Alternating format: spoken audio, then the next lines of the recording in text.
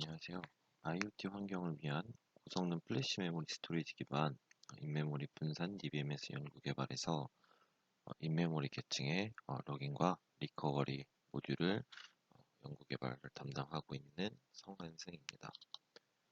제가 오늘 준비한 이 코드 리뷰 세미나는요. 인메모리 계층인 레디스의 데이터를 압축하여 저장하고 그다음에 스냅샷을 생성할 때 데이터 병렬성을 활용해서 어떻게 이 스냅샷을 병렬 생성하고 또한 이 병렬 생성된 이 스냅샷 파일들을 활용해서 데이터를 복구할 수 있는지에 대해서 코드 리뷰 세미나를 준비하도록 하였습니다. 여기 보이시는 이 화면은 저희 연구 개발 중인 이 GitHub 저장소에 대해서인데요. 그래서 저희 가시면은 각 모듈별로 이제 다양한 저장소들을 오픈해 놨으니까 관심 있는 분들은 방문을 해주시면 좋을 것 같습니다. 그래서 오늘 설명드릴 이 저장소에 대해서는 이 CP 레디스고요. 보이시는 것 같이 데이터 압축 그리고 병렬 스냅샷 생성 기법에 대해서 소개를 드리도록 하겠습니다. 가장 기본부터 말씀드리면 이제 사용자가 데이터 적재 혹은 데이터 갱신에 대해서 이제 요청을 하게 되는 이제 셋 커맨드를 요청을 하게 되는데요. 이때 먼저 뭐 기본적으로는 set하고 key, value 이렇게 총 세 가지의 파라미터를 주게 됩니다. 그래서 파라미터에 대한 검사를 먼저 이제 완료를 하게 되면 이제 전달받은 그 value 길이에 대해서 이제 검사를 하게 됩니다. 성능과 압축률을 고려해서 레디스는 이제 고속 압축 알고리즘인 LZF 압축 알고리즘을 사용을 하게 되는데요. 이 해당 압축 알고리즘 같은 경우에는 길이가 5 미만인 밸류에 대해서는 압축률을 고려해서 압축을 하지 않는다라는 이제 특징이 있습니다. 그래서 저희도 이제 데이터 압축 기법에서는 압축을 하지만 이 성능도 고려해서 기존의 LZF 정책과 동일하게 이 밸류의 길이를 기준으로 하여서 데이터를 압축할지 안 할지를 결정을 하게 됩니다. 그래서 만약에 밸류가 길이가 이제 4 이하다라고 하게 되면은 바로 그냥 이 밸류에 대한 인코딩을 하게 되고 압축이 되지 않았으니까 압축된 길이를 0으로 그리고 원래 길이를 계산을 해서 set 커맨드를 진행하게 되고요. 만약에 길이가 5 이상이다 라고 하면은 이 밸류에 대해서 압축을 진행을 합니다. 먼저 여기를 보시면 이 밸류 컴프레스 이 함수를 통해서 데이터를 압축을 하게 되는데요. 실제 LZF 컴프레스는 여기 이 함수를 통해서 데이터를 압축을 하게 됩니다.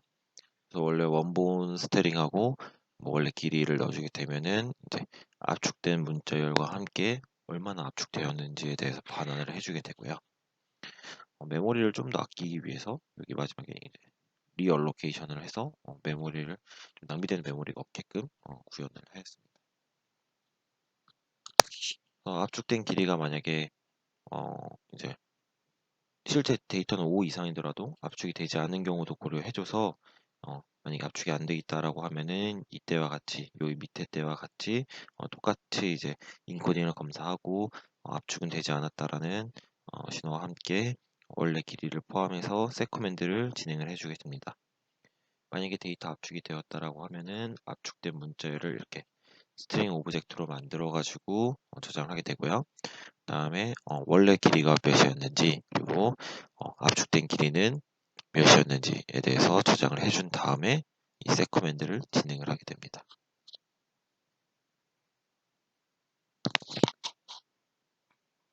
여기 set generate 커맨드에서는 이제 set key 함수를 통해서 데이터를 저장을 하게 되는데요.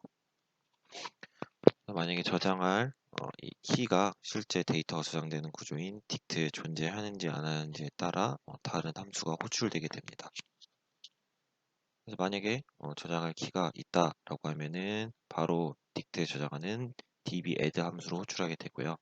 만약에 딕트에 없다라고 하면은 딕트에 있다라고 하게 되면은 해당 딕트에 있는 키 밸류 엔트리를 조회한 다음에 그 밸류 엔트리를 변경해주는 db 오버라이트 함수를 통해서 데이터를 저장을 하게 됩니다. 이렇게 하면 저장은 완료가 되는 거고요. 대부분 이제 여기에 압축하는 과정을 포함시키고 기존 set 커맨드를 크게 저해하지 않게끔 구현을 하였습니다.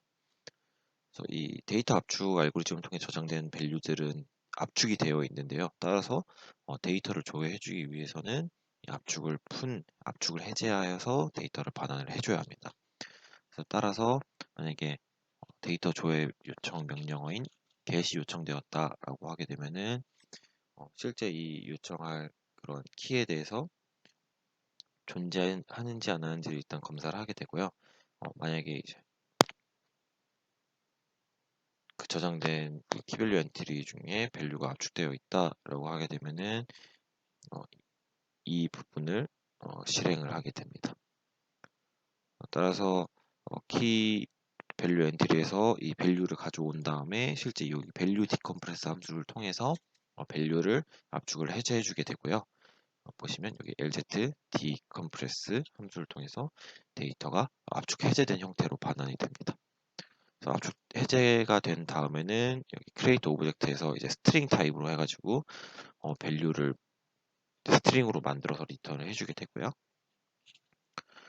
바로 이 addReply bulk 함수를 통해서 사용자가 요청한 그 키에 대한 밸류 값을 리턴을 해주게 됩니다.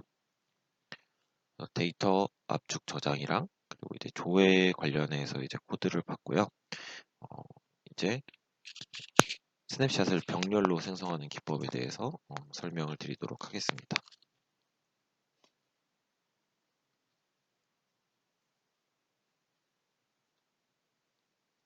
RDB 같은 경우에는 이제 동작 주기가 보통 뭐 특정 시간 안에 몇 회 이상의 데이터 적재 또는 그 갱신이 되었을 때 이제 그 조건을 만족하면 일정한 간격마다 동작을 하게 되는데요. 여기서는 이 서버 크론 내에서 RDB 현재 이제 뭐 차일드 프로세스라든지 AOF 차일드 프로세스가 동작하지 않고 이 세이브 스케줄에 만족을 하게 되면 여기 스레드 넘버에 따라서 다른 함수들이 호출이 됩니다. 만약에 컨피규레이션에서 이제 설정한 스레드 넘버가 뭐 1이라면 이제 기존 레디스처럼 싱글 스레드로 이제 RDB를 생성을 하게 되고요. 2 이상이라고 하면은 RDB 작업을 패럴하게 진행을 해주게 됩니다.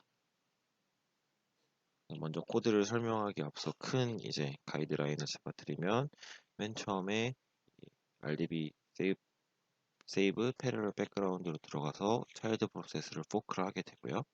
이 생성된 차일드 프로세스는 컨피그레이션 파일에 설정되어 있는 이 스레드 넘버의 개수만큼의 스레드를 생성해서 RDB를 병렬 수행을 해주게 됩니다. 방금 전 말씀드린 것 같이 포크를 해서 이제 수행을 해주게 되고요. 이때 RDB 세이브 패러럴 세이브를 호출을 해서 함수를 실행을 해주게 됩니다. 컨피그레이션 파일에 있는 스레드 넘버의 개수만큼의 이제 pthread를 할당을 해주게 되고요. 이 생성된 스레드들은 PRDB 잡 함수를 수행을 해주게 됩니다. 각기 스레드마다 다른 번호를 할당받고 또한 이 자신이 할당받은 번호를 파일의 이름에 포함시켜서 각자만의 파일을 만든 다음에 또한 자신이 각기 다른 이제 스레드마다 각기 다른 인덱스 범위를 할당을 받게 되는데요. 그래서 여기서 보시면은 현재 여기가 각 스레드에 대한 이 인덱스 레인지를 잡아주는 영역입니다. 그렇게 되면 이름은 처음에는 이제 템프라고 하고 뒤에 이제 자기가 부여받은 파일 번호를 포함시켜서 이 RDB 파일을 만들고 여기 이제 RDB parallel save RIO 함수를 호출하여서 실제 자신이 할당받은 레인지에 있는 이 키밸류 엔트리에 대한 RDB 로그 레코드를 기록을 해주게 됩니다.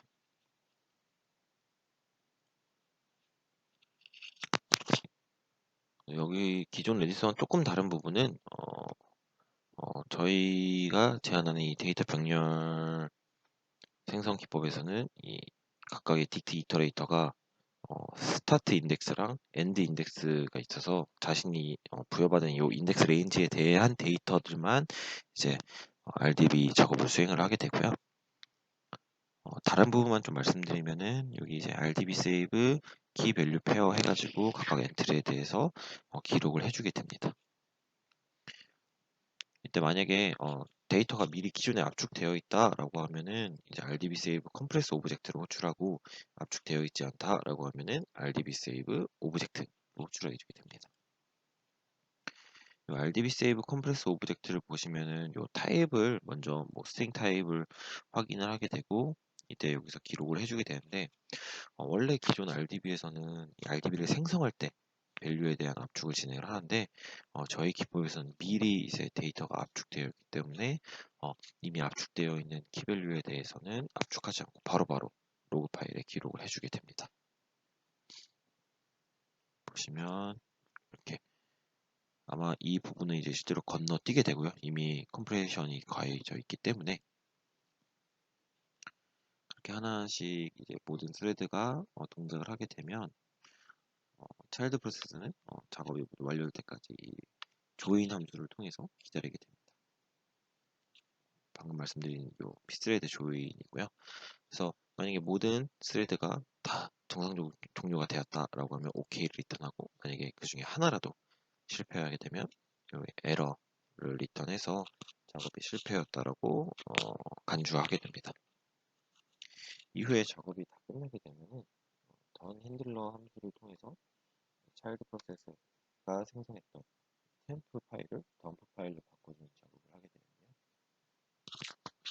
그래서 보시면은 RDB rename all temp 파일을 하면은 파일 번호가 작은 순번대로 해서 큰 순번까지 템프를 덤프로 해서 순차적으로 하나씩 바꿔주게 됩니다. 그래서 모든 작업이 완료되면은 이제 RDB 생성 작업이 완료된 거고요. 만약에 서버가 재시작되어서 데이터 복구를 해야 된다라고 하면은 서버가 재시작된 다음에 로드 데이터 from 디스크를 통해서 데이터 복구를 수행을 해주게 됩니다. 서버 스레드 넘버 개수를 보고 만약에 이게 2 이상이다 라고 하면은 PRDB 복구를 수행을 하게 되는데요. 여기서는 parallel RDB load 함수를 통해서 데이터 복구를 순차적으로 진행을 해주게 됩니다. 기존 RDB 로드랑은 좀 다른 부분은 뭐냐면 이 cpredis에서는 데이터를 압축된 형태로 저장해 있기 때문에 RDB 로드가 이제 압축되어 있는 형태라면 별도로 압축을 해제하지 않고 바로바로 이 키밸류 페어를 복구를 해주는 작업을 수행을 하게 됩니다. 여기 RDB 로드 RIO 컴프레스를 보시면 이제 순차적으로 해가지고 데이터를 복구하는 작업을 수행을 해주게 됩니다.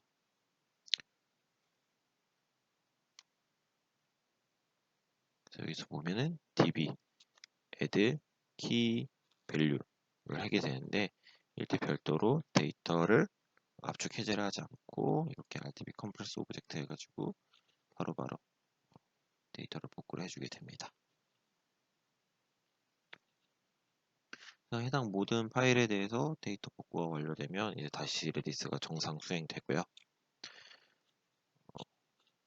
오늘 코드 리뷰에서는 좀 약간 비교적 간략하게 설명을 드렸는데 좀 더 이 왜 CP 레디스에 대해서 기존의 레디스에서 어떤 문제가 있었는지 왜 이런 연구를 하게 됐는지에 대해서 조금 더 자세하게 여기 해당 보이시는 논문에 서술되어 있습니다.